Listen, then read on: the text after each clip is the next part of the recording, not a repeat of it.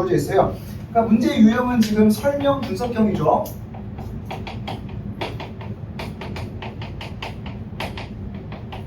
설명 분석형 문제이고 요구하는 거는 이제 가와 라의 가에서부터 라까지 부탁과 이에 대한 수락의 상황이 나와 있다. 요거에 대해서 각각 이유와 결과 순으로 서술하라 이렇게 주어져 있어요. 그래서 요걸 바탕으로 여러분들이 도표를 어떻게 그릴지를 생각을 하셔야 됩니다. 이렇게 도표를 그릴 수 있겠죠? 이 문제를 보면서 여러분들이 이렇게 해볼 수 있을 겁니다.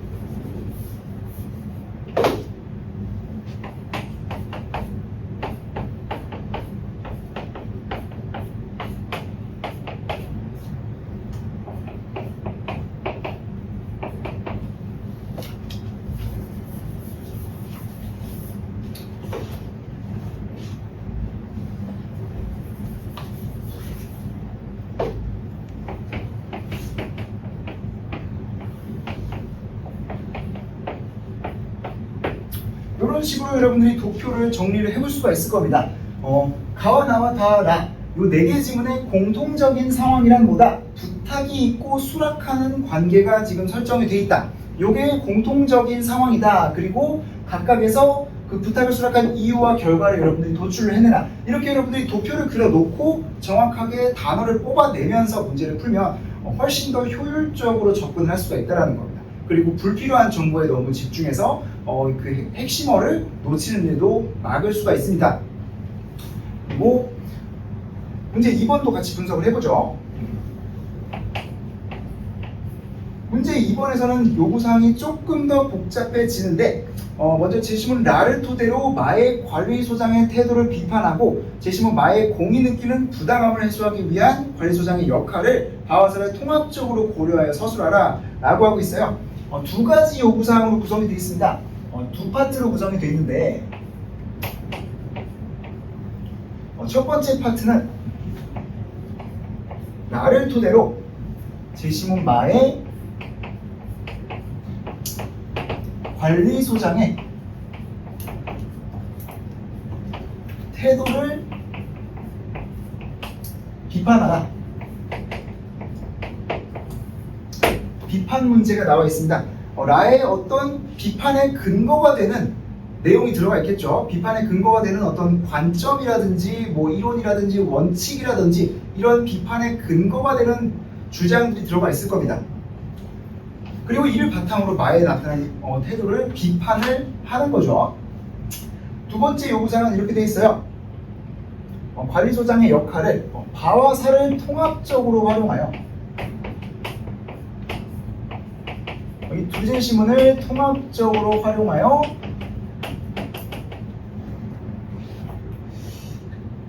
마의 공이 느끼는 부당함을 해소하기 위한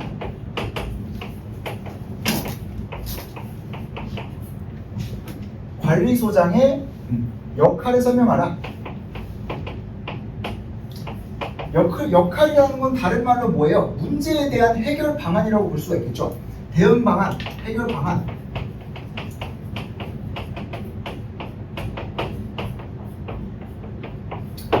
이렇게 볼 수가 있을 겁니다. 그러니까 여기는 일단 위에서 먼저 비판을 하고, 비판을 한다는 거는 문제 상황을 찾아내라는 거겠죠. 문제점을 찾아내라. 문제점 플러스 원인을 찾아내라 라는 거겠죠. 먼저 여기서 문제점이랑 원인을 찾아내고 그 다음에 바와 사를 활용해서 해결 방안을 얘기하라 라고 하는 비판 평가형 플러스 대안 제시형으로 구성된 문제입니다. 그리고 여러분들이 또 읽어낼 수 있어야 되는 게 문제를 보면서 항상 1번 요구사항과 2번 요구사항이 서로 완전 다른 요구사항이라고 생각하시면 안 돼요. 그런 경우도 뭐 있을 수는 있겠지만 거의 없어요. 항상 여기랑 요 요구사항은 서로 연결이 되어 있습니다. 그래서 나를 바탕으로 마의 관리소장 태도의 문제점을 찾아내라. 여기서는 그리고 나서 공의 부당함을 해소하기 위한 해결 방안을 제시하라 이랬었죠. 그러니까 나를 바탕으로 찾아낸 이 문제점이라는 것은 이 공이 느끼는 부당함과 관련이 있어야 되는 겁니다. 그래서 공이 부당함을 느끼게 한 관리소장의 태도가 무엇이었나? 요거를 얘기를 해주셔야 되고요. 그래서 요 공의 부당함과 무관한 문제로 소재를 잡아버리면, 예를 들어서 뭐 아파트 관리의 뭐 공공성을 해친다, 뭐 이제 아파트 주민들의 뭐 전체의 이익을 대변하지 못한다, 이런 식으로 공의 부당함과 무관한 얘기를 해버리면 논점 일탈이 돼서 점수가 와다다닥 나가게 되는 겁니다. 그렇게 되는 것이고요. 그래서 공의 부당함을 느끼게 한 관리소장 태도의 문제점, 그리고 바하사를 활용해서 해결 방안을 제시하라, 비판평가형 대안 제시형, 이렇게 두 파트로 구성이 되어 있고요. 그러면 이걸 보고 여러분들이 도표를 어떻게 그려서 정보를 채워넣을까 생각을 해야겠죠. 요 논제의 요구사항을 그대로 따라서 도표를 그려주시면 됩니다. 이런 식으로 나와 마의 관리소장, 나를 바탕으로 마를 비판하라. 그러면 이제 나와 마가 서로 연결이 되어 있다는 뜻이니까 이렇게 그리면 되겠죠.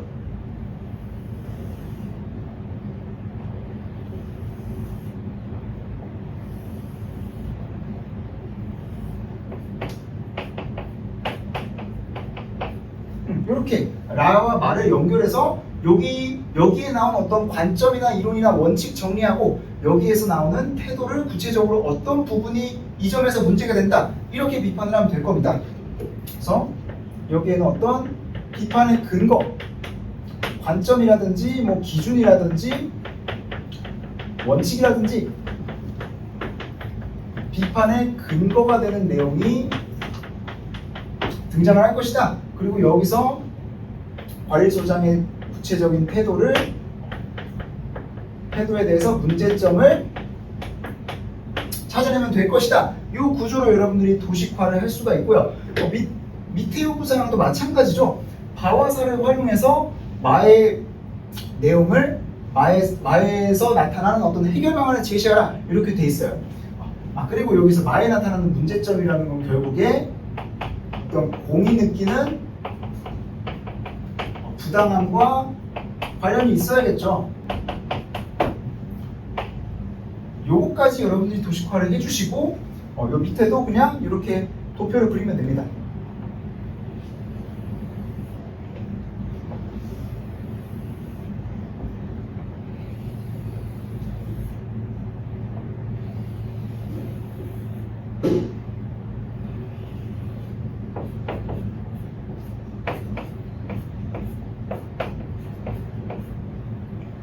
여기도 마찬가지로 여기에도 어떤 비판의 여기서 대안 제시의 근거, 관점이나 기준이나 원칙 등이 등장하겠죠. 이걸 바탕으로 마에서 해결 방안을 제시를 하는 겁니다. 관리소장 역할.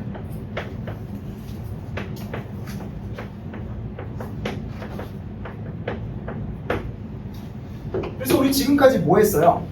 문제를 먼저 구조화하고, 문제가 어떤 구조로 이루어져 있는지 문제를 먼저 정리하고, 이 문제의 요구사항에 따라서 도표를 그렸습니다. 이렇게 도식화를 한 다음에 여러분들이 여기다가 키워드를 채워 넣으시면 됩니다. 키워드와 무관한 다른 단어를 얘기하거나 아니면 키워드를 정확하게 써주지 않고 너무 풀어서 쓴다거나 이런 걸 방지하기 위해서 이렇게 도식화를 하는 겁니다. 마찬가지로 2번도 나를 바탕으로 마를 비판하고 바사를 활용해서 마에서 요구되는 해결책을 찾아라. 이 구조에 따라서 여러분들이 도식화를 해서 여기 키워드 찾고, 그래서 이 키워드랑 대응되는 어떤 해결 방안을 여기다 얘기하면 되는 겁니다. 그러면 간단하게 끝나는 거예요. 그래서 이렇게 한번 가볍게 끝나는 모습을 한번 제시문을 보면서 같이 정리를 해보겠습니다. 자, 그래서 문제 1번 각각 공통된 상황, 부탁, 수락, 그리고 이후 결과가 나온다고 했어요. 자, 그리고 문학 한 가지만 더, 문학 작품을 읽을 때 여러분들이 유의해줘야 되는 그 문학 작품의 일반적인 구조가 있어요. 문학 작품에서 이런 정보들을 여러분들이 잘 캐치해야 됩니다. 디테일한 거에 너무 관심 쏠리지 말고 요 네 가지 정보만 정확하게 파악을 하면 돼요. 뭐냐면 자,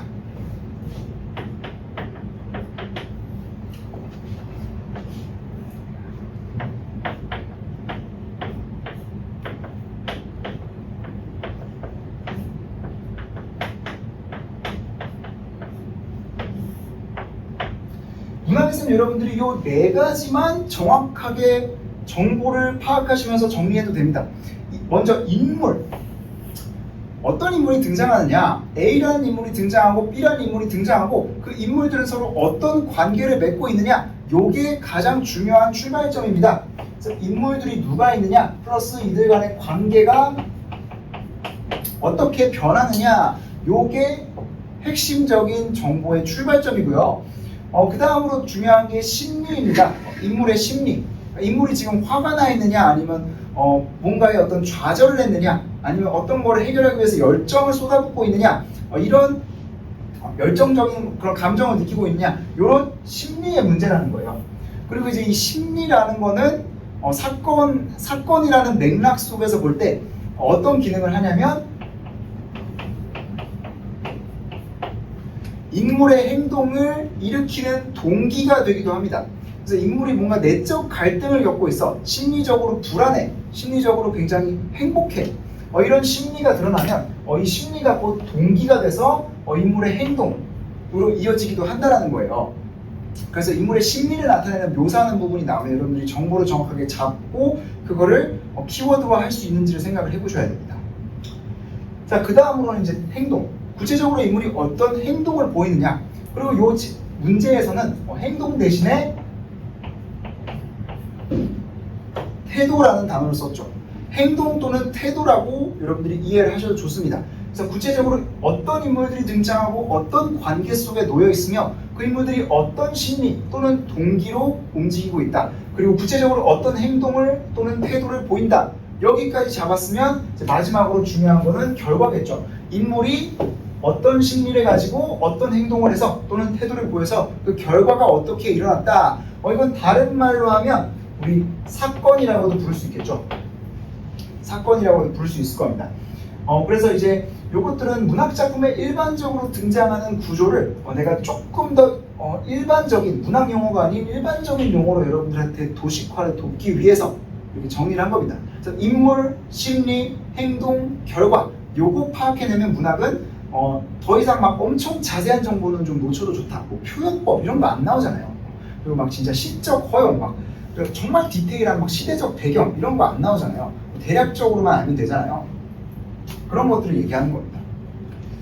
자, 그래서 요 구조를 가지고 우리가 한번 요 두 문제를 한번 파고들어 보겠습니다. 조금 빠르게 보도록 할게요. 자, 먼저 가에서 부탁수락이 나오고 그 이유와 결과. 자, 따라가 봅시다. 앞부분 줄거리 나오는데 이제 최 사장이 뭐 마을 저수지 사용권을 얻어 뭐 양어장을 만든 어쩌고저쩌고 쫙 하면서 이제 최 사장이 임종술에게 부탁을 하고 있다. 여기 부탁 상황 나오죠. 최 사장이 임종술에게 지금 부탁을 하고 있는 겁니다. 이 둘 간의 관계가 드러나고 처음에는 임종술이 이 부탁에 대해서 어떻게 하고 있어요? 처음에는 지금 거절을 하고 있는 상황이 드러나죠. 사람이 지금 운수불길해서 잠깐 이런 총구석에 처박혀 있는데 지금 내가 5만원짜리 푼수밖에 안 되는 것 같냐? 하면서 지금 이건 임종술이 하는 말이죠. 나 임종술이라고 나와 있으니까 임종술이 지금 최 사장의 부탁을 처음에는 거절합니다.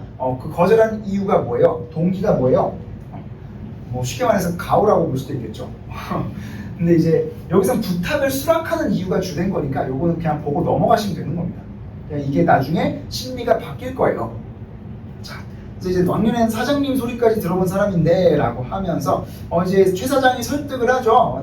내가 자네라면은 기왕 낚시질한 김에 이제 비단 잉어에다 월급 봉투를 한 목에 낚아 길어 오르겠네. 어차피 나 낚시 좋아해서 맨날 저수지 가면서 왜 감시를 안 하겠다는 거냐. 뭐 이런 거죠. 그냥 네 맨날 하는 거 하면서 이거 일도 좀 하면 되지 않냐 라고 이제 설득을 하면서 그다음에 뭐예요? 완장요 완장이란다. 이렇게 완장 얘기가 나오고 있죠. 그렇게 얘기를 하고 있는데 그 뒤로 임종술의 어떤 심리 변화, 심리를 우리가 중요하게 파헤쳐야 되는데 이 심리가 가만히 머무는 게 아니라 심리가 변화되는 지점에서 우리가 더 주목할 필요가 있겠죠. 여기서 임종술이 지금 흔들리고 있는 모습이 드러납니다. 심리 변화가 드러날 때는 우리가 더더욱 귀를 쫑긋, 눈을 쫑긋 이렇게 세워야 돼요. 자, 고단했던 세계를 통해서 직관적으로 인연을 맺어온 숱한 완장들의 기억이 뇌리를 스치고 완장의 역사가 종술의 가슴을 유혹하고 있다. 그러니까 지금 임종술이 흔들리고 있어요. 아마 이게 부탁을 수락하는 동기 중에 하나가 되겠죠. 완장에 대한 뭐야? 지금 완장에 대한 가슴을 유혹하고 있다 나오면서 다음 문단까지 쫙 보면 뭐예요? 완장에 대해서 한을 품어왔다 이런 말이 나와 있어요. 그리고 완장에 대해서 선망해왔다 이런 단어가 등장을 합니다. 그래서 임종술이 부탁을 수락하는 동기는 완장 또는 이것으로 상징되는 뭐 권력이라고도 볼 수 있겠죠. 완장 또는 권력에 대한 완장이라는 단어는 써주는 게 좋습니다. 완장으로 상징되는 권력에 대한 선망 이렇게 표현을 하거나 그냥 완장에 대한 선망 이렇게만 표현을 해도 됩니다. 어쨌든 완장이라는 구체적 대상을 여러분들이 놓쳐주지 않는 게 포인트예요. 완장에 대한 선망으로 부탁을 들어준다. 혹시나 뭐 다른 동기가 있을까 찾아봤더니 여기에는 뭐 다른 동기는 등장하지 않아요. 어떤 완장에 대한 선망 외에 다른 어떤 심리적인 유혹 같은 내용은 나오지 않습니다. 그래서 이제 선망해 왔던가 뒤로부터는 임종술이 부탁을 수락한 이후의 상황이 드러나고 있어요. 그래서 아들한테서 저수지 감시원으로 취직했다는 이야기를 듣고 이제 유남댁은 3년 묵은 체중이 내려앉은 듯한 상쾌함을 맞고 왔다. 월급 5만 원에 많고 적음이 문제가 아니었다라고 하면서 쫙 얘기하는데 어머니가 느끼는 기쁨이 어머니가 이제 기뻐하죠. 유남댁은 어머니인 것 같습니다. 어머니가 막 기뻐하면서 이제 임종술이 그 기쁨을 더욱 배가할 요령으로 무심히 짓거림으로써 극적인 효과를 노렸다. 그러니까 임종술이 뭔가 이제 막 기뻐하려고 했는데 그게 뭔가 실수가 되겠죠. 그래야지 소설의 내용이 되겠죠. 뭔가 이제 말을 했더니 그냥 막 서로 동의하고 막 그래 네가 맞다 이러면서 행복하게 끝나면 우리는 소설을 읽을 필요가 없을 겁니다. 분명히 임종술의 말이 뭔가 갈등의 소지가 되겠죠. 자, 그럼 이제 우남댁의 귀에는 그 말이 결국 무심하게 들리지가 않았다. 무엇이어야 완장이요 하면서 우남댁이 갑자기 절망을 하죠. 완장을 찬다는 얘기 듣고 아들이 완장을 찬다는 얘기 듣고 우남댁 어머니가 약간 좀 좌절하면서 말리고 있습니다. 그거 안 두르고 할 수는 없겠냐라고 하니까 임종술이 아니 어머니가 어떻게 사람 대접 좁게 받고 살려는 게 그렇게 못마땅하셔요? 이러면서 이제 또 반박을 하죠. 그래서 이제 뒤에 쫙 어떤 갈등이 일어나고 있습니다. 그러니까 이제 돌아가신 양반 생각이 안 나서 그러냐라고 하면서 아마 이제 아버지가 완장을 돌아가신 양반이라는 건 아버지죠. 돌아가신 아버지가 어떤 완장에 대한 선망 때문에 뭔가 선망을 이제 막 표출을 하시다가 돌아가신 것 같아요. 그러니까 완장과 아버지의 죽음이 어떤 식으로든 관련이 있는 것 같아요. 이제 이런 걸로 인해서 어머니와 아들 간의 갈등이 지금 발생하고 있죠. 그래서 결과는 임종술과 어머니 간의 갈등이다. 어머니 간의 갈등이고 특히 이 갈등이 그러니까 완장이 아버지 죽음에 얽혀있기 때문에 아버지 죽음과 관련이 있기 때문에 갈등이 일어난다. 이런 말들을 여러분들이 잡아주시면 되는 겁니다. 갈등, 그 다음에 완장과 아버지 죽음의 관련성 이런 것들을 잡아내시면 됩니다. 이런 것들을 잡아내 주시면 나머지 정보들은 여러분들이 가볍게 그냥 쓱 읽고 넘어가면 되는 거예요. 그래서 부탁을 수락한 이유와 결과에 대한 정확한 키워드만 도출해내면 되는 거니까요. 자, 그리고 나를 보면 나도 좀 빠르게 발췌독을 할 수가 있을 겁니다. 나에는 이제 보면 계속해서 이제 뭐 촌장과 다라는 인물의 대화 상황이 나오죠. 그래서 딱 우리가 어떤 인물들의 관계가 드러나는가라는 걸 쉽게 파악할 수가 있어요. 지금 촌장과 다라는 인물을 주로 다루고 있을 겁니다. 그래서 앞부분 줄거리는 새로 파수꾼이 된 소년 다는 망로가 세워진 황야로 오고 그러니까 파수꾼 다는 어느 날 처음부터 이리떼가 존재하지 않는다라는 사실을 알게 돼요. 파수꾼이라는 건 뭐예요? 위험으로부터 이제 마을을 지키는 사람이잖아. 그러니까 이 사람은 이리떼로부터 마을을 지키고 경고하는 역할을 받았는데 어느 날 이리떼가 없다는 사실을 알게 된 거야. 이 사람이 지금 뻥치고 있었네 우리가. 이 사실을 알게 된 거예요. 그러면서 이제 편지를 적어서 촌장에게 보내죠. 그런 다음에 이제 촌장과 이 다른 사람의 대화가 이어집니다. 아마도 촌장이 다에게 부탁을 하는 상황이 펼쳐지겠죠. 자, 촌장이 먼저 얘기를 합니다.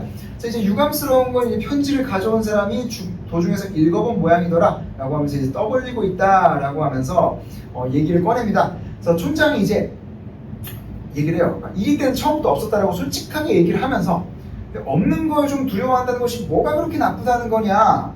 마을은 늘 안전했고 일이 때에 대항하기 위해서 단결을 했는데 난 네가 이런 것들을 이해해 주길 바란다. 그러니까 질서를 유지하려면 우리가 최소한의 거짓말은 좀 있어야 된다. 네가 이제 이런 이치를 좀 이해하고 좀 따라주길 바란다. 이런 얘기를 하는 거죠. 사실 뭐 이게 좀 상징적으로 표현을 한 거고 사실 인간 사회는 다 어느 정도의 뭐 합의된 거짓말로 구성이 돼 있다라고도 볼 수 있는 거니까 이건 좀 상징적인 표현이라고도 볼 수 있겠죠. 어쨌든 그러니까 중요한 거는 여기서 갈등이 촌장이 마을의 질서 유지를 위해서 네가 입을 좀 닫아달라 부탁을 하고 있어요. 여기 부탁의 내용이 등장을 합니다. 근데 이제 다는 처음에는 거절을 하죠. 저는 막루 위에 올라가서 외치겠다 이러면서 내가 본 흰 구름은 아름답고 평화로웠는데 나는 그걸 보여주겠다 라면서 부탁을 거절하죠. 나는 사람들에게 진실을 알려야 되겠다 라고 얘기를 하는데 이제 촌장이 계속해서 설득을 하겠죠. 그리고 이제 다의 마음이 바뀔 겁니다. 그래서 촌장이 뭐라고 하냐면 이제 촌장이 여기서 보면 심리전에 굉장히 고수예요. 심리전에 고수여서 이런 미끼를 던집니다. 야, 네가 본 그 흰 구름 있잖아. 네가 그 흰 구름이 이뻐가지고 사람들에게 알리고 싶다며. 근데 그 흰 구름 그거 진짜 그거 내일이면 없어질 거 아니니? 그거 네가 주장하는 흰 구름이야말로 그거야말로 진짜 항상 존재하는 거냐? 이렇게 얘기를 하는 거예요. 그래서 아니요, 그렇지만 난 오늘 외치고 싶어요. 한 발짝 물러서죠. 지금 확신이 좀 줄어든 겁니다. 확신이 좀 줄어들고 그것 봐, 넌 흰 구름을 지금 믿지도 않잖아. 내일이면 변할 것 같으니까 오늘 꼭 외치려고 그러는 거지. 넌 네가 지금 본 그 아름다운 걸 믿지도 않는구나. 이렇게 촌장이 요 다의 어떤 마음속의 의심을 지금 불을 지핍니다. 아니 그렇게 자신 있으면 내일까지 기다렸다가 내일도 흰 구름이 있는 걸 보고 더 확실하게 사람들한테 알리면 되지. 왜 그거를 내일까지 못 기다리냐. 니도 지금 네가 하는 말에 확신이 없으니까 이렇게 급하게 그냥 말을 해버리려는 거 아니냐. 이렇게 한 번 더 얘의 확신을 공격합니다. 그러니까 뭔가 심리 변화가 드러나려는 그런 조짐이 지금 보이고 있죠. 둘 간에 어떤 갈등이 오고 가면서 심리 변화가 일어나려는 조짐이 보입니다. 여기서 여러분들이 이 대목을 잘 보면서 키워드화를 해줘야 된다는 거예요. 그건 아니에요 라고 하면서 촌장이 한술 더 떠서 그래 네가 그렇게 확신이 있으면 그럼 넌 내일까지 기다려야 돼. 그러면서 뭐라고 하겠어요. 오늘은 나에게 맡기면 나도 내일은 너를 따라서 흰구름이라고 외쳐줄게. 꼭 약속하시는 거죠? 하니까 그럼 정말 약속할게 라고 얘기를 하고 있습니다. 그러니까 여기서 지금 인물이 그러면서 뒤에 이제 부탁을 수락한 상황이 나오죠. 그러니까 여기서 지금 인물이 부탁을 수락하게 된 동기가 다 드러난 겁니다. 첫 번째 동기는 먼저 촌장이 그 흰구름은 없는 거 아니냐라고 이 주인공의 확신을 뒤흔들어 놨기 때문이죠. 너 지금 네가 말하는 게 그렇게 자신 있으면 내일까지 왜 못 기다려? 그냥 오늘 니도 자신 없으니까 오늘 빨리 얘기해가지고 막 결판 내려는 거 아니야? 이렇게 얘기하니까 아니다 이렇게 얘기를 해서 촌장이 그럼 기다리자 이렇게 얘기하죠. 첫 번째 동기는 이겁니다. 자신의 확신을 흰구름의 존재에 대한 자신의 확신을 증명하고 싶어서 증명하려는 욕구 때문에 그럽니다. 확신에 대한 증명 욕구가 첫 번째 동기. 두 번째 동기는 뭐냐? 촌장이 이렇게 얘기를 하죠. 내일까지 기다리면 나도 너를 따라서 이게 거짓말이었다고 밝혀줄게. 네 말이 진짜 맞으면 그렇게 확신 있으면 기다려봐. 네 말이 진짜 맞으면 나도 네 편 들게. 이렇게 한 번 더 유혹을 한 겁니다. 그래서 이 촌장의 약속을 듣고 부탁을 수락하죠. 그러니까 두 번째 이유는 촌장이 약속을 지킬 거라고 신뢰한 겁니다. 그래서 촌장 약속에 대한 신뢰가 두 번째 동기가 되어 자신의 확신을 증명하고 싶고 그리고 촌장이 이렇게 말할 거라고 믿으니까 얘기하니까 그걸 믿어서 부탁을 들어준 겁니다. 그리고 그 부탁의 결과가 뒤에 처참하게 나오죠. 그래서 이제 다가 이리 때다 이리 때 하면서 거짓말을 해줍니다. 이제 이렇게 알고도 거짓말을 하기 시작하면 이제 점점 더 나중엔 자기가 자기 거짓말을 믿게 되는 그런 경지까지 가게 되는 건데 인간의 본성인데 어쨌든 촌장이 여기서는 촌장이 한 수 고수였던 거죠. 어쩔 수 없죠. 자, 그래서 북소리 중시 일대를 물러갔다 하면서 촌장이 이제 사태를 수습하죠. 주민 여러분, 이것으로 진상은 밝혀졌습니다. 흰 구름은 없으면 1일 뿐입니다. 이 망군은 영구히 유지되어야겠지요. 양철북도 계속 쳐야 할 것입니다. 그러면서 저 다 이거 제 헛소리한 거예요. 망상증이에요. 그러면서 흰 구름 없고 1일대가 있는 게 사실입니다. 이렇게 사태를 수습하고 다가 내려오니까 촌장이 이제 싹 기어가가지고 나 좀 보자. 이제 한가진 곳으로 데려가죠. 우리 좀 조용한 데서 대화를 나눠보자. 이러면서 이제 넌 좀 안 됐지만 넌 여기서 그냥 지내라. 너는 그냥 마을에서 나가라. 겟아웃해라. 이렇게 얘기를 합니다. 그래서 네? 하니까 마을에 오지 마라 라고 하면서 침묵. 그렇죠. 침묵을 했겠지만 표정은 굉장히 싸늘했겠죠. 한마디만 더 하면 이제 뭐 죽음이다 이러면서 손에 낫을 들고 있을 수도 있고 그러겠죠. 그래서 이제 말로 할 때 오지 마 이렇게 얘기를 합니다. 그래서 결과가 여기 드러나죠. 촌장이 자기의 확신을 증명하고 싶어서 촌장의 거짓 약속을 신뢰한 결과는 뭐였어요? 촌장의 배신 플러스 마을에서의 추방입니다. 그래서 이렇게 키워드화를 해주면 될 것이고요. 자, 그래서 저 단어들을 그냥 그대로 여러분들이 살려서 써주기만 하시면 됩니다. 그러면 되고요. 자, 달에 보면 앞부분 줄거리 땡땡씨가 재개발된다는 소문을 듣고 이렇게 집을 장만할 수 있겠다고 생각한 권씨가, 그러니까 여기서 인물이 지금 권씨란 주인공이 등장하고 있어요. 여러분들이 읽어보셨다시피. 그리고 감옥살이까지 한 권씨가 나의 집 문간방에서 새빵살이를 시작하게 된다. 여기서 인물들 간의 관계 나오죠. 나는 권씨의 집주인입니다. 권씨는 전세로 살고 있는 임차인이에요. 자, 그런 관계이고요. 자, 그래서 어떤 부탁이 나오고 나가 왜 수락하느냐, 이게 아마 등장을 하겠죠. 봅시다. 남편이 여전히 벌이가 시원치 않은 상태에서 권씨 부인이 해산의 날을 맞게 되었다.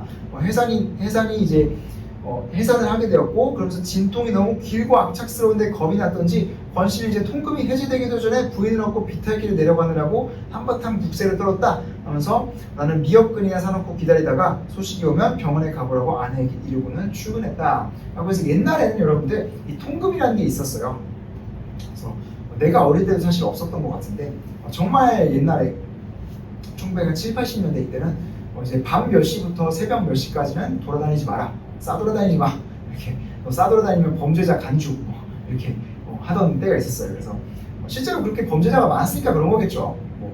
뭐 부당한 면도 있지만 실제로 거의 그때는 이제 질서가 잘 지켜지지 않고 치안도 이렇게 유지되지 않고 CCTV가 곳곳에 있지도 않고, 그러니까 정말 깡패 새끼들이 돌아다니는 그런 야만의 시대에는 이런 게 좀 필요했을 수도 있겠죠. 어쨌든 이 통금이 해제되기 전에 급하게 이제 막 권씨가 내려가고 이제 아내에게 나는 이제 출근을 하면서 좀 도와줘라 이렇게 얘기를 합니다. 그리고 출근을 하는데 이제 오후 수업이 시작된 바로 뒤에 뜻밖에도 권씨가 나를 찾아왔다. 부탁을 하러 찾아왔겠죠. 때마침 나는 수업이 없어 교무실에서 잡담이나 하고 있는 중이어서 수희에게 연락을 받자 곧바로 학교 정문으로 나갈 수가 있었다. 권씨가 이제 바쁘실 텐데 이거 죄송합니다. 10만 원 가까이 빌릴 수 없을까요? 이렇게 권씨가 부탁을 하죠. 10만 원이라면 요즘엔 작은 돈이지만 옛날에로 따지면 굉장히 큰 돈이었을 겁니다.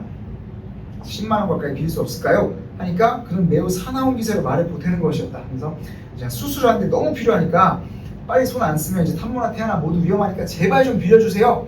이렇게 얘기를 하고 이제 수줍게 그 말만 건네고는 이제 도망칩니다. 샤이보이처럼 그냥 도망을 쳐요. 그래서 이제 권씨가 부탁을 했고 그 다음에 이제 나의 심리 변화가 등장을 하는 거죠. 땅을 저주하고 하늘을 저주하는 동작으로 내 눈에 그는 비쳤고 이제 나는 뛰어가서 그를 부르고 싶은 충동을 느꼈다. 인물의 심리 변화가 등장한 다음에 여기서 왜 수락했는지가 여기 등장을 하죠. 돌팔매질을 하다 말고 뒤집힌 삼륜차로 달려들어 아기아기 참외를 깨물어 먹는 군중을 목격했을 당시의 권씨처럼 이렇게 해서 그러니까 상상을 해보면 이해가 잘 가죠. 그래서 돌팔매질을 하다 말고 이제 막 삼륜차가 있어. 삼륜차라는 건 세발 자전거처럼 세 발 달린 그런 어떤 차량을 의미해요. 삼륜차가 뒤집혀서 막 참외가 진짜 막 쏟아져 있는데 거기 막 군중들이 달려와가지고 막 개거스럽게 먹고 있는 거야.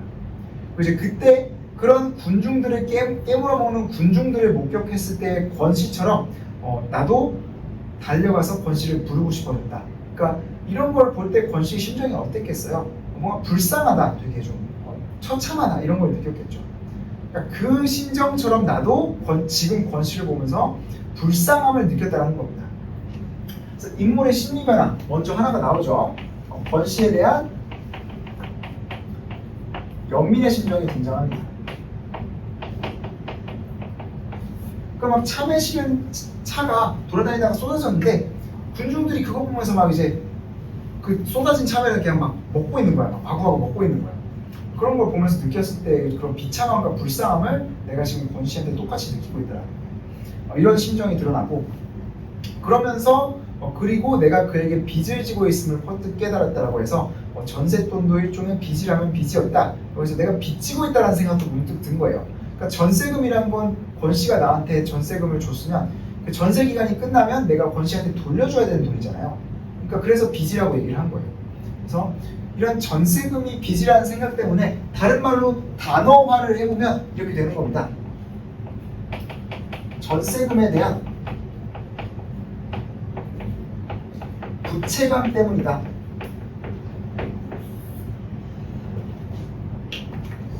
전세금에 대한 부채감이 원인이 돼서 부탁을 수락한 거다. 이렇게 두 가지 원인을 짚어볼 수가 있겠죠. 그래서 권씨에 대한 연민 그리고 전세금에 대한 부채감이라는 두 가지 원인이 있었다라고 해서 그 다음에 부탁을 수락한 뒤에 상황이 나오죠. 산부인과에서 이제 돈 내주고 쫙 이렇게 해서 어떤 결과가 있었어요. 이제 동준이 놈을 낳던 날에 감격 속으로 고스란히 빠져들어갔다라는. 그래서 뭐 자기 아들을 낳았을 때와 같은 그런 감격을 느꼈다. 출산의 감격을 느낄 수 있었다. 뭐 이렇게 결과를 써주면 되고. 자, 라도 간단하죠. 라에는 이제 공무원이랑 사무라는 두 인물의 협상 과정이 나오고 여기서 공무원이 사무의 부탁을 수락하게 되는 과정을 얘기합니다. 그래서 뭐 다 볼 필요는 없고 힌트를 쫙 찾아보면 이제 먼저 사무가 부탁을 하죠. 전시회 장소로 구청 강당을 빌리고 싶다라고 이제 부탁의 내용을 밝히고 공무원이 이제 조건을 제시를 합니다. 먼저 사진 전시회가 어떤 성격인지 알아야 강당을 빌려주죠 라면서 사진 전시회의 성격을 밝히세요 라고 조건을 밝히죠. 사무가 친구들의 웃는 모습을 주제로 직접 찍은 사진을 전시할 거예요 라고 얘기하니까 그걸로는 안 되는데요. 우리는 왜냐면 전시회에는 공공성이 있어야 되기 때문이에요 라고 하면서 공공성이라는 조건을 제시를 하고 있고요. 그래서 사무가 다시 한 번 더 조건을 제시를 하죠. 그래요, 우리 공공성 있습니다. 모금된 돈은 어린이재단 후원에 사용될 거예요 라고 공공성을 어필하니까 그제서야 공무원이 참 좋은 생각이다. 그러면 우리 구의 사업으로 소개할 수 있겠다 라면서 먼저 1차적인 원인은 그 사무가 하려는 그 사업이 공공성이 있다라고 인정했기 때문이다. 전시회의 공공성에 대해서 합의를 받기 때문이다.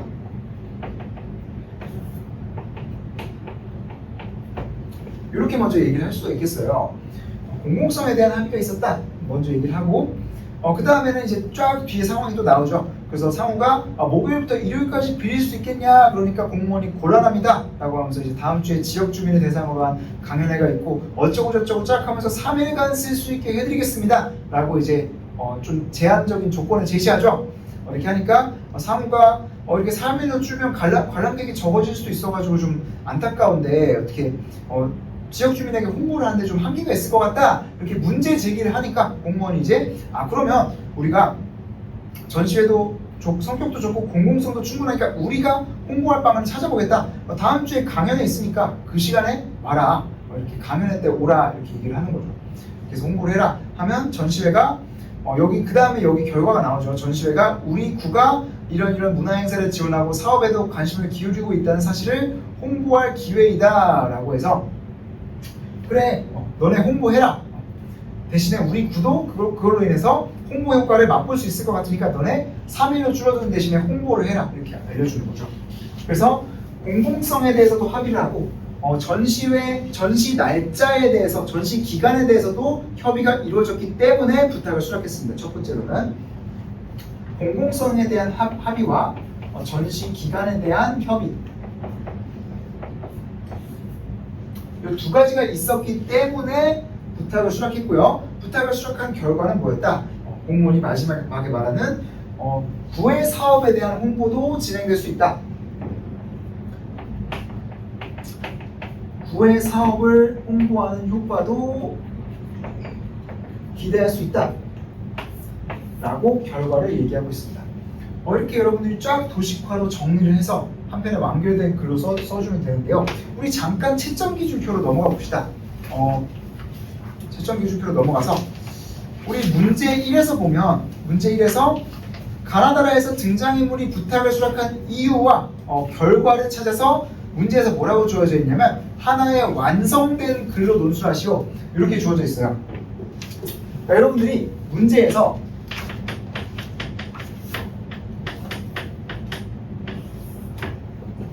완성된 글로 논술하라 이런 말이 나오면 서론, 본론, 결론은 다 써주라는 말로 이해하면 됩니다.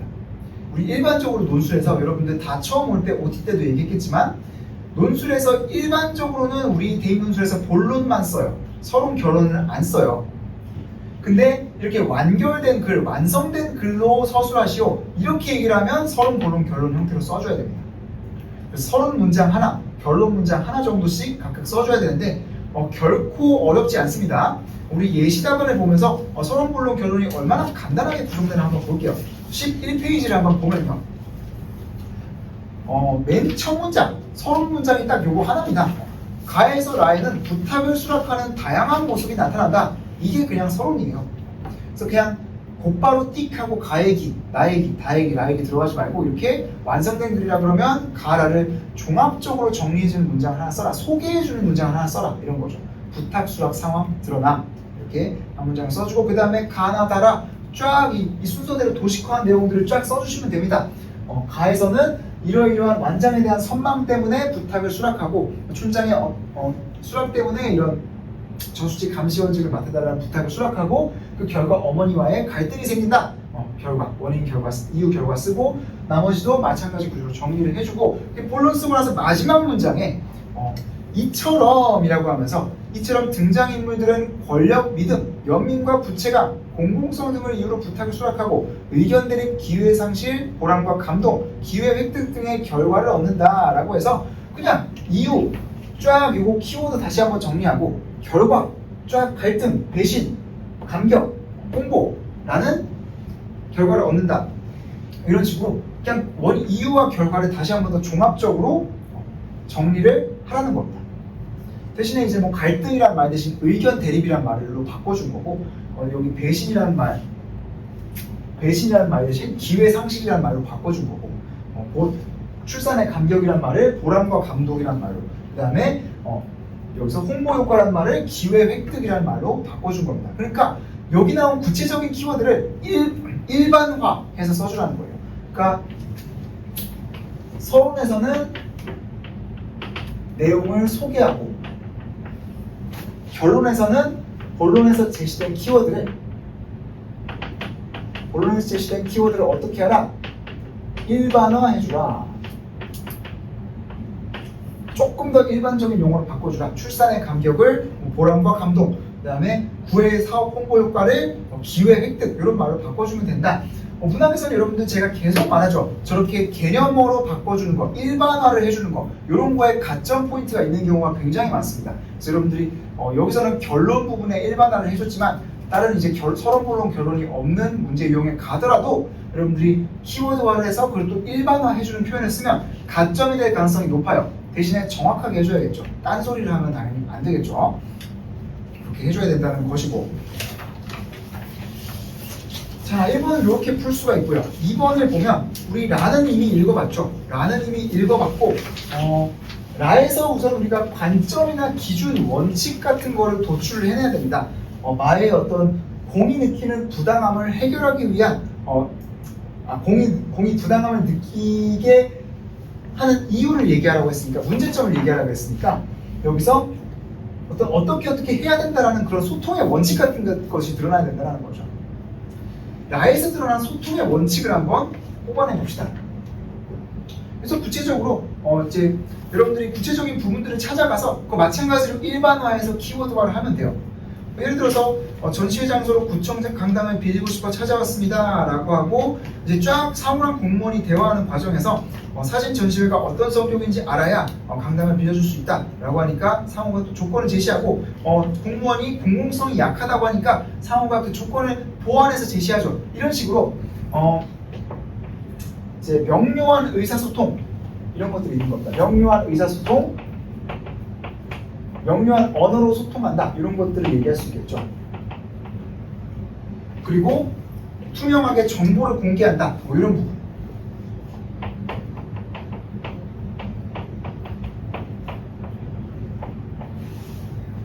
그리고 서로 이제 한 발짝씩 조금씩 양보를 하고 있죠. 공공성이 있어야 된다 그러니까 사무가 공공성을 내세울 만한 어떤 조건을 추가로 제시하고, 그리고 사회에서 공무원이 3일밖에 안 된다고 하니까 사무도 그러면 우리가 홍보라도 좀 할 수 있는 방안이 없겠냐 이런 식으로 얘기를 하면서 공무원이 그러면 홍보는 이렇게 해라 라고 서로 타협과 양보의 자세를 보입니다. 상대방의 입장을 이해하고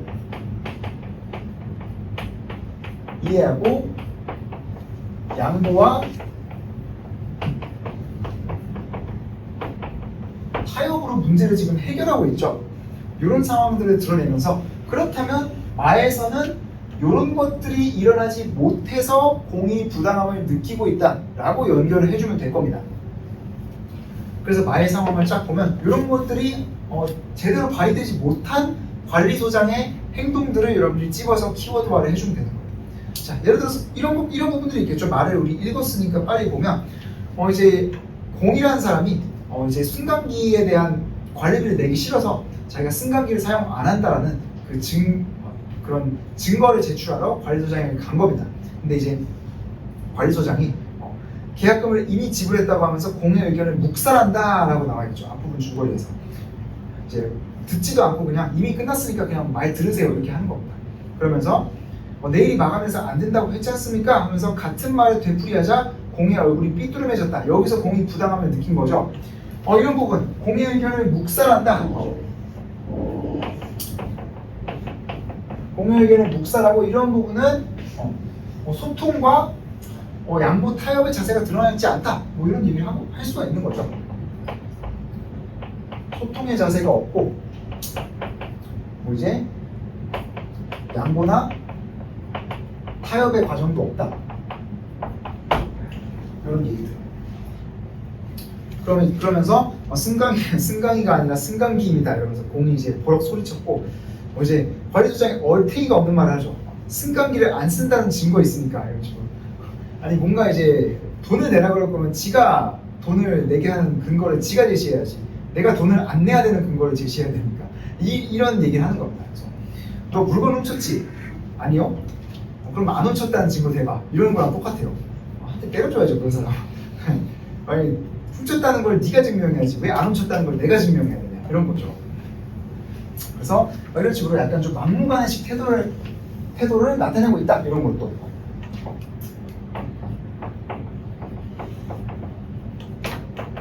막무가내식 태도로 또다시 추가로 뭐 소통 단절을 유발하고 있다. 뭐 이런 식의 얘기를 써주면 될 겁니다. 이런 식의 얘기들을 포인트를 잡아서 구체적으로 그러니까 여기서 포인트는 라에서 어떤 기준이나 원칙 이런 일반적인 원칙을 제시했으면 마에서 관리소장의 어떤 행동, 어떤 태도가 소통의 자세가 안 드러나는 건지 이런 얘기를 해줘야 됩니다. 관리소장의 뭐 이런 언행이 그리고 이렇게 묵살하는 부분에서 소통을 배제하고 있음을 알 수 있다. 이렇게 구체적인 행동을 먼저 얘기하고 그게 이런 기준에 어긋난다라고 풀어서 설명을 해줘야 되는 거죠. 자, 이렇게 논리적으로 연결을 시켜주고요. 자, 뒤에도 이제 막 쫙 나오죠. 그래서 뭐 억지를 부리는 벽을 부숴버리고 싶었다 하면서 이제 공이 막 관리사무소를 곧장 빠져나와 곧장 집으로 향했고 집을 나서는 공의 심장은 삐뚤음한 세상을 바로잡아야 한다는 사명감에 불타버렸다. 얘도 좀 정상은 아닌 것 같아요. 좀 적당히 이제 좀 합의를 보면 되지. 그걸 또 막 이 세상 문제까지 막 이제 그러니까 그렇죠. 뭐 길게 말은 안 하겠다만 여러분들도 사회 정의라는 말을 입에 달고 사는 사람이 있으면 무조건 피하십시오. 손절 1순위입니다. 그 사람들이 하는 말은 맞을지 몰라도 그 사람들이 그 상황에서 그 말을 굳이 하는 이유는 결코 건전하지 않아요. 그런 걸 좀 알고 있으면 좋습니다. 사회 정의 이런 거는 그냥 자기가 좀 잘 성공해서 이렇게 좀 좋은 사회를 만들고 투표도 잘 하고 이러면 되지 뭘 맨날 사회 정의 정신 나는 것도 아니고 뭐 이런 생각이 좀 드는데 어쨌든 그렇습니다. 그래서 마의 이제 관리소장의 태도에 대한 부분 여기 쫙 나오죠. 그래서 관리소장 얘기는 뒤에서부터 안 나오니까 우리가 이렇게 발췌독을 하고 바와 사로 다시 넘어가 봅시다. 이렇게 좀 불필요한 뒷부분은 좀 과감하게 제거를 하면서 우리가 읽을 수도 있는 거예요. 바에는 굉장히 짧은 제시문이 나오죠.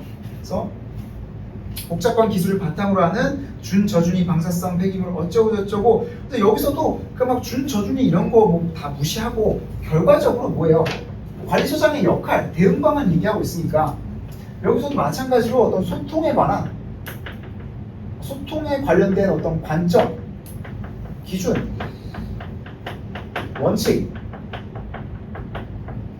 이런 것들 도출해내면 되는 거죠. 어떤 식으로 지금 여기가 소통을 하고 있는가 이것만 보면 되는 겁니다. 그래서 원자력 환경공단이 주민과 소통하기 위해 정보 공개, 투명한 정보 공개 관람을 실시해서 주민의 이해를 구한다. 여기에도 투명한 정보 공개가 나오죠.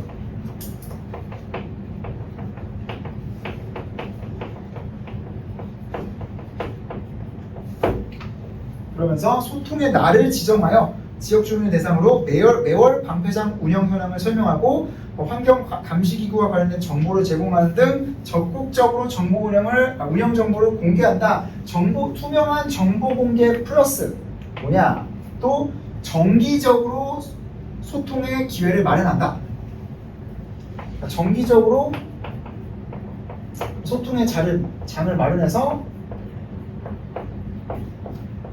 서로 이제 원활한 합의를 시도한다. 원활한 합의를 유도한다. 이런 내용들을 여러분들이 잡아볼 수가 있겠죠.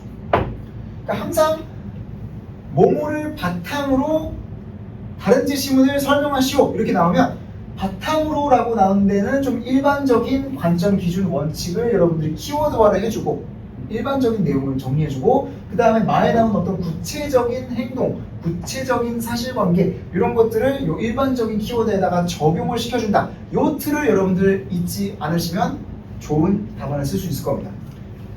사에서도 마찬가지죠. 사에는 뭔가 사에는 어떤 대화 내용이 나오는데 여기서는 간접적으로 키워드가 주어져 있습니다. 그래서 그러니까 구청 책임자랑 건물주 대표랑 세입자 대표랑 얘기하고 있는 상황이죠. 상황은 여러분들 읽어보셨으니까 임대료 안정화 협약이라고 해서 임대료 올리지 마 임마들아 이렇게 하는 겁니다. 근데 이제 뭐 그렇게 얘기를 하는데 건물주 입장에서는 이제 돈 버는 기회 뺏는 거죠. 그래서 이제 세입자 입장에서는 좀 삶의 안정을 보장받는 거고 항상 양측이 있는 것 같은데 어쨌든 뭐 그렇습니다. 저도 이제 건물주 대표가 돼서 이 건물주의 입장에 한번 대보고 싶네요. 어쨌든 참 보면 이제 여기서 어떤 소통의 원칙이 드러나느냐 이런 거죠. 그래서 건물주 대표가 먼저 차근차근 얘기를 합니다. 개인의 자유를 침해하는 것 아니냐는 말씀을 하십니다. 그래서 재산에 대한 운영과 처분의 권리는 상위법에서 정한 대로 보호를 받아야 한다는 것이죠. 그렇죠. 임대료 안정화 협약이라는 거는 협약이잖아. 조례잖아. 조례. 그냥 기껏해봐야 지자체에서 만든 그 조례에 불과한데 우리 재산권에 대한 그 보장에 대한 원칙은 헌법에도 나와 있고 그리고 국회에서 제정한 법률에도 많이 나와 있어. 그러니까 상위법에서 제정한 법 원칙을 어기면 안 되지 이러면서 명확한 법적 근거를 들어서 조리 있게 설명하고 있죠.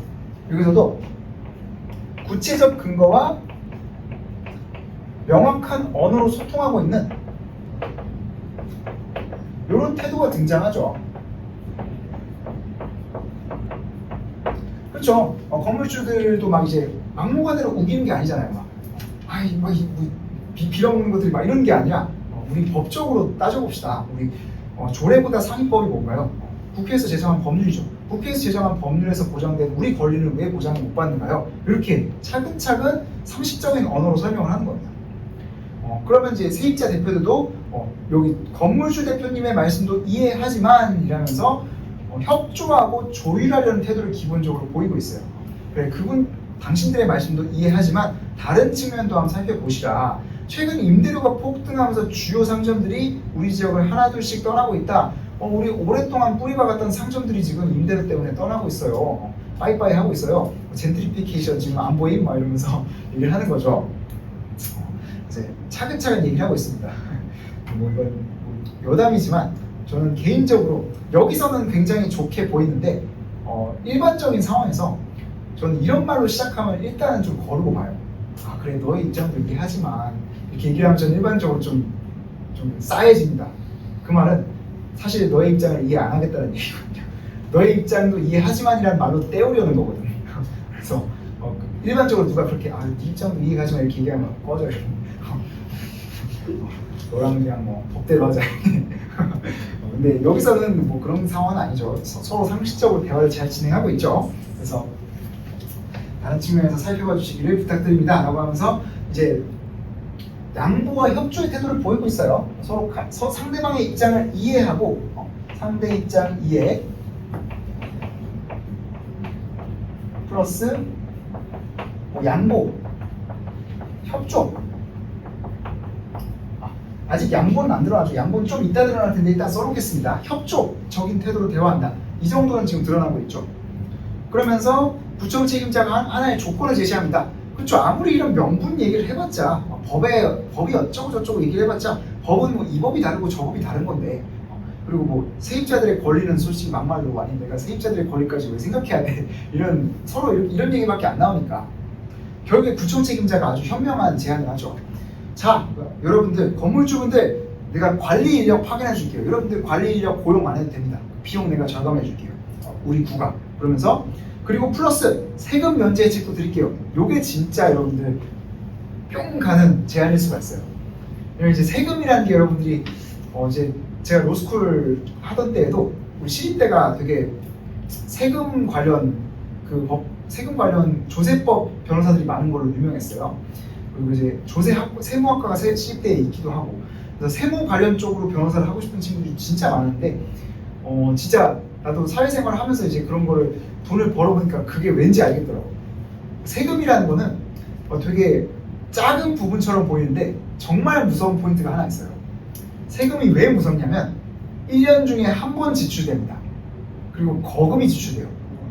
그렇죠. 몰아서 1년치를 뭐 소득세라 그러면 내년에 내가 2026년 6월 며칠에 내가 올해 번 돈 다에 대한 세금을 내야 되는 거예요. 그러니까 한 달에 조금씩 내는 거면 솔직히 버틸만 하지. 한 달에 뭐 그냥 그 번 돈의 일부분을 낸다. 그러면 솔직히 큰 돈이 아닌 것처럼 느껴지는데 이제 내년에 가면 이제 막 돈의 자릿수가 달라지는 겁니다.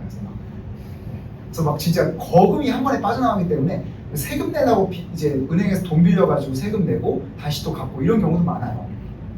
그만큼 이제 은행에서 대출을 해서 대출 목적에도 세금 내기 위한 목적이 있습니다. 그래서 1년에 몇 천만 원이 그냥 빠져나가는 게 세금이기 때문에 한 번에. 그래서 그게 이제 세금의 무서운 점이죠. 그래서 이 세금을 깎아준다 이런 건 진짜 나라도 들을 것 같아요. 진짜. 물론 만약에 친절한 전제하에. 그래서 세금 면제 혜택 이게 정말 엄청난 제안인 거죠. 그래서 구청 책임자들이 이제 합리적인 제안을 해준 겁니다. 상대방 입장 이해 플러스 양보, 협조 그리고 이제 합리적인 제안.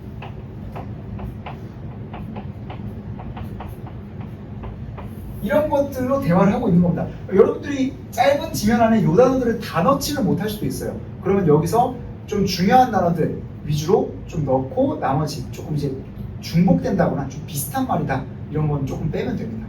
이렇게 해서 양보, 협조, 건설적인 대안 제시 이런 태도를 통해서 그리고 구체적이고 명료한 언어로 소통하는 태도를 통해서 문제를 해결하고 있다. 바와사 이렇게 정보 공개 이런 것들 쫙 얘기를 해주고 마에서는 그러니까 이런 걸 구체적으로 해야 된다라고 하면서 마찬가지로 관리소장이 구체적으로 어떤 부분에서 이렇게 정보 공개를 해야 됐다라는 구체적 내용하고 연결을 지어주면 되겠죠. 예를 들어서 이 정보 공개 얘기를 하면 엘리베이터의 어떤 관리비 청구에 관한 아파트 규약 이런 것들을 구체적으로 공개하면서 얘기를 할 수 있었을 것이다. 아니면 뭐 상황을 투명하게 공개하면서 대화를 할 수 있었을 것이다. 요 정도 얘기를 할 수 있을 것이고, 마찬가지로 뭐 양보와 협조, 합리적 제한 이런 걸 얘기를 한다면 먼저 관리자장은 묵살하는 대신 이 공의 입장을 충분히 이해한다라는 태도로 먼저 최대한 협조를 해주려는 태도를 보였어야 된다. 이런 얘기도 할 수 있고, 그리고 합리적으로 이제 공이 납득할 만한 건설적인 대안을 제시할 수도 있었을 것이다. 이런 식으로 이제 공의 관리소장의 합당한 대응 방안을, 그러니까 여기에 있는 말과 반대되는 대응 방안을 제시를 하면 될 겁니다. 이렇게 해주면 되는 문제였고, 이렇게 해서 여러분들이 하나하나 도표화를 해놓고 여기에 정보를, 키워드를 딱 넣어서 압축적으로 단어들을 현출해내면 여러분들이 글이 훨씬 더 좋은 점수를 받을 수 있는 답안이 된다는 겁니다. 오케이? 이렇게 얘기를 하고요. 마지막으로 이제 3번, 문제 3번은 빠르게 300자밖에 안 되니까 빠르게 정리를 해봅시다.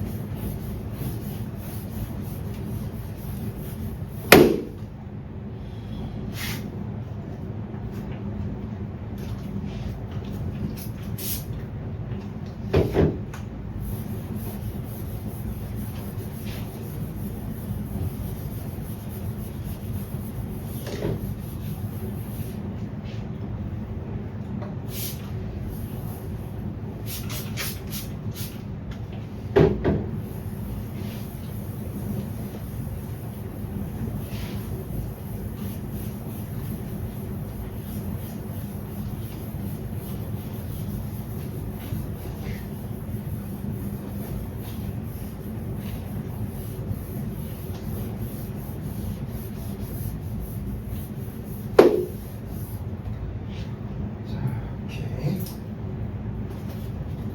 3번을 보면요. 자, 아이 비규슈 코리아와 슈팅백 프로젝트의 목적의 공통점과 지원 방식의 차이점을 서술하시오. 비교 분석형이고, 두 번째, 자의 아이들이 사진 찍는 방법을 배울 때 가져야 할 태도를 차를 활용하여 서술하시오. 설명형. 이렇게 두 가지 유형으로 분류가 되어 있습니다.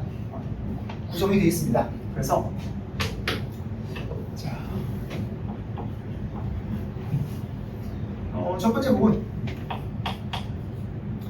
아의 비규슈 코리아와 자의 요 슈팅백 프로젝트의 공통점 차이점을 서술하라. 비교 분석하라 라는 말이죠.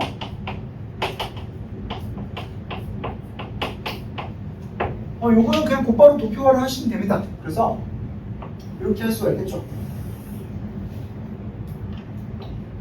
이제 두 가지 비교 분석할 때 이런 식으로 보통 그려놔요, 도표를.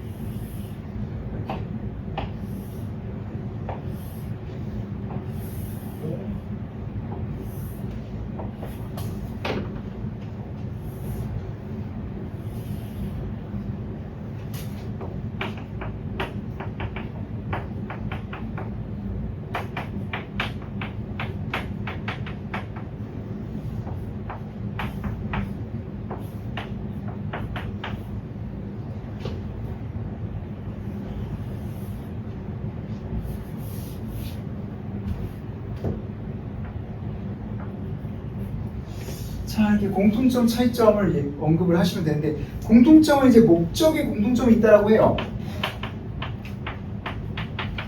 그래서 R을 읽으면서 그냥 목적 찾아내면 되고, 그 다음에 차이점은 지원 방식이라 그러니까 아와 자가 각각 그러니까 어떤 방식으로 지원을 하고 있는가 라고 얘기를 해서, 가급적이면 이제 대리버 쌍으로 이제 나타내주면 되겠죠.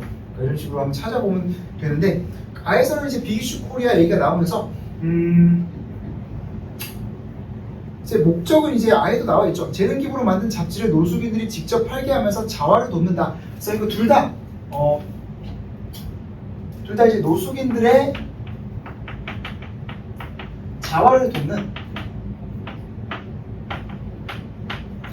노숙인 자활 보존하는 사회적인 목적을 가지고 있고, 지원 방식에서 이렇게 차이가 나는 겁니다. 그래서 이제 아 같은 경우에는 노숙인들이 직접 팔게 하고 있고, 그리고 2주간 성실하게 일하면 고시원비를 한 달간 지원하기도 하고 임대주택까지 지원해준다. 그래서 그러니까 여기서의 지원 방식은 직접 고용이죠. 직접 고용해서 일자리를 제공한다. 플러스 금전 플러스 주거 지원. 이런 경제적인 지원까지 해주고 있습니다. 그래서 고용 혜택 플러스 경제적 혜택을 제공하고 있고요. 자에서는 반대로 쫙 하면서 짐 허버트 얘기가 나오면서 노숙인 시설에 있는 아이들의 60% 이상이 학교를 그만두고 마약과 폭력에 빠져 있어서 미래를 바라볼 수 있는 교육을 하겠다는 목적으로 이 프로젝트를 시작했다. 그래서 부모들에게 뜨거운 호응을 받았고 전시회를 열었다라고 해서 이 프로젝트의 지원 방식은 교육입니다. 교육을 통해서 아이들이 스스로 전시회를 열고 아이들이 스스로 역량을 발휘할 수 있도록 교육을 통해서 어떤 역량을 기를 수 있도록 지원을 한다는 거죠. 그러니까 직접적 지원 방식과 간접적 지원 방식이라고 볼 수가 있겠죠. 또는 뭐 경제적 지원 방식과 교육을 통한 지원 방식 이렇게 얘기를 하면서 아와 자의 구체적인 이런 내용들을 두 주 정도 이렇게 얘기를 해주면 될 것 같아요. 이렇게 얘기를 하면 끝나고요. 자의 아이들이 사진 찍는 방법을 지닐 때 지녀야 할 태도를 차를 활용하여 서술하시오. 사실 요건 쉽죠. 그래서 요것도 이제 뭐 도표 그릴 수 있지만 사실 여러분들이 쉽게 찾을 수가 있을 테니까 차에 보면 재료의 조합은 무궁무진하기에 볶음밥은 창의력을 자극한다. 조합을 통해 새로운 볶음밥을 발견한다. 그래서 새로운 방식들, 새로운 조합들을 계속해서 시도해본다. 새로운 시도라는 키워드를 잡아낼 수 있을 것이고, 그 다음에 처음에는 실패할 수도 있지만 이제 실패해서 배우면서 성인의 재료로 세계로 하산해도 된다. 라고 해서 실패를 통한 배움으로 계속해서 성장을 한다. 이런 키워드. 그러니까 새로운 시도를 통한 창의력 양성, 창의력 향상, 그리고 실패로부터 배우면서 성장하는 태도. 이런 두 가지 포인트를 짚어주고, 자에서도 마찬가지로 아이들이 새로운 사진들을 다양하게 찍어보면서 역량을 기르고, 그리고 실패를 통해서도 자신의 부족한 점을 채우면서 계속해서 성장해 나가야 될 것이다. 이런 식으로 쓰시면 될 겁니다. 간단해요. 이렇게 구성이 되고요. 자, 여러분들 이제 이렇게 문제에 대한 해석은 간단하게 좀 끝이 났고, 채점 기준표에서 중요한 사항만 우리 가볍게 보고, 나머지 시간 여러분들 조금 이제 리라이팅이라든지 이런 것들을 좀 각자 하면서 8시까지 진행을 해보겠습니다. 그래서 이제 기술적 측면 쫙 나와 있는데, 중앙대는 기술적 측면에 대한 감점이 그렇게 많지는 않네요. 그래서 플러스 마이너스 26자 이상, 그러니까 550자의 뭐 대략 한 5% 정도를 넘어서면 그때부터는 2점 감점을 한다라고 해서 그냥 얼마를 넘어서든 뭐 2점 감점한다 이렇게 얘기를 하고 있네요. 근데 아마 이제 답안지에 그 글자 칸수가 좀 제한이 돼서 올 겁니다.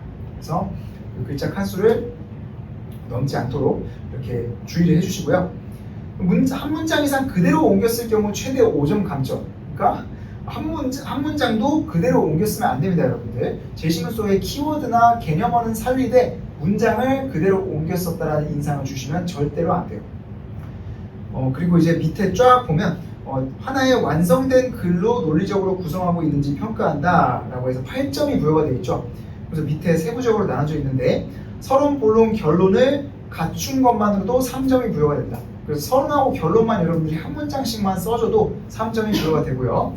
그리고 결론 부분에서 각 제시문의 차이가 핵심적 표현으로 요약적으로 제시됐다. 아까 우리 조금 더 일반화된 키워드로 얘기한다 그랬죠. 어머니와의 갈등을 의견 대립, 그리고 구애 사업을 홍보할 기회를 새로운 기회 획득, 이런 식으로 일반화를 해서 표현을 해주면 5점이 부여가 된다라는 겁니다. 그리고 다른 문학 문제에서도 이렇게 일반화된 키워드를 제시해주면 좋다라는 것이고요. 자, 그리고 이제 쫙 뒤에까지 가보면 12페이지, 마지막으로 12페이지 보면서 끝내면 맨 밑에, 위는 똑같은 내용이고 맨 밑에 글이 매우 논리적이거나 독창적인 경우 5점을 가산할 수 있다, 이런 것들. 그러니까 글의 여러분들 논리적인 구성, 어떻게 문장 간 연결관계 이런 것들 있죠. 접속사를 적절하게 써준다거나, 그리고 주장 근거 형식으로 써주고, 라에서 기준을 제시했으면 기준을 마의 구체적인 사실에다가 정확하게 적용하고, 이런 논리성이 조금 더 심도 있게 드러나면 가산점을 준다는 것이고, 반대로 그 논리성이 매우 떨어지면 키워드가 설령 나왔다 하더라도 그 연결관계가 너무 안 좋으면 5점을 감점한다는 겁니다. 그런 얘기들이 나와 있고요.